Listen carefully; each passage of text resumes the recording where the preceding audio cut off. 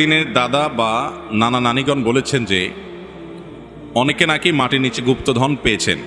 আসলে কি কোরআন হাদিসে গুপ্তধন সম্পর্কে কিছু বলা আছে?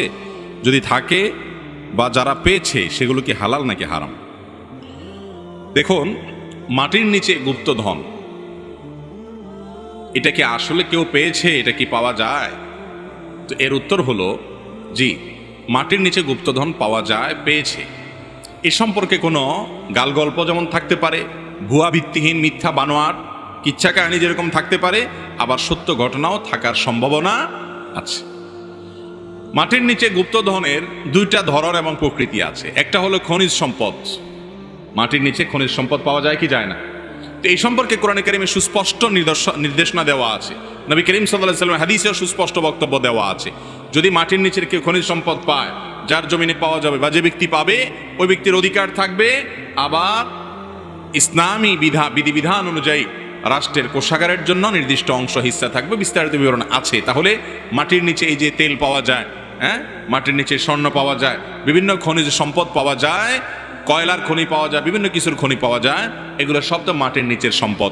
অতএব মাটির নিচ থেকে সম্পদ উদ্ধার করা বা সম্পদ পাওয়া যাওয়া, এটা বলতে যদি খনিজ সম্পদ বোঝানো হয় তাহলে সেটা তো আজও পাওয়া যাচ্ছে পৃথিবীতে বিভিন্ন জায়গায়, আগেও পাওয়া গেছে এবং ভবিষ্যতেও পাওয়া যাবে। এটা তো বাস্তব এবং কোরআন হাদিসেও তার বিবরণ আছে। আর কোরআন কারীমে সূরা কাহফে আপনারা একটা ঘটনা শুনেছেন, খাজির আলাইহিস সালামের সাথে মূসা আলাইহিস সালামের ঘটনা।